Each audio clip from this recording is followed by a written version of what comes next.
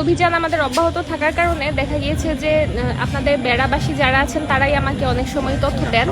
তো আমাকে বেশ কিছু মানুষ ইনফর্ম করেছিলেন হোয়াটসঅ্যাপে মেসেঞ্জারে যে হচ্ছে উনার নামে বলছিলেন যে উনি হচ্ছে গিয়ে মাদকের ব্যবসা করেন, উনি একজন বড় কারবারি।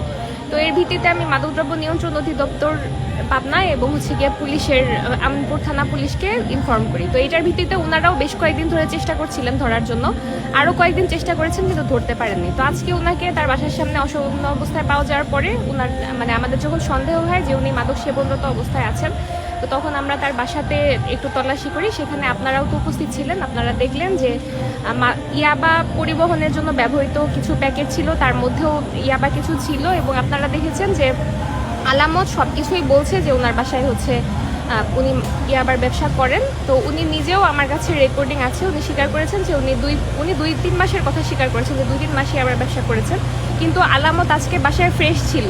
তো সেখান থেকে বোঝা যায় যে উনি আবার ব্যবসা এখনও কন্টিনিউ করছেন। তো সেই জন্য ওনাকে 1 বছর সাজা দেওয়া হয়েছে বিনাশ্রম কারাদণ্ড, এবং মাদকদ্রব্য নিয়ন্ত্রণ আইন 2018 এর অধীনে ওনাকে 1 বছর বিনাশ্রম কারাদণ্ড দেওয়া হয়েছে এবং 3 লক্ষ টাকা অর্থদণ্ড প্রদান করা হয়েছে। এটা অনাদায়ে, আমরা এখনো যেহেতু আদায় করতে পারিনি, এটা অনাদায়ে আরও 3 মাসের বিনাশ্রম কারাদণ্ড দেওয়া হয়েছে।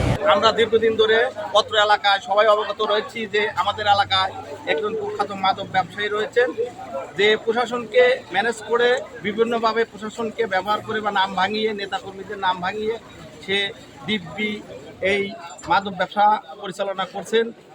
আর সবচেয়ে বড় কথা হচ্ছে ডিসি মহোদয়ের সাথে ছবি তোলে, এর উৎসটা কি, এবং কোটি কোটি টাকার এক ব্যাংক অ্যাকাউন্ট রয়েছে, যে গাড়ি বিলাসবহুল গাড়ির মধ্যে নাকি ভেস্টখানা তৈরি করছে, সে টাকার উৎসটাকে আমার বাপের নিচে 100 বিঘা জমি থাকার পরেও আমরা গাড়ি কেনার মতন সুযোগ হয় না।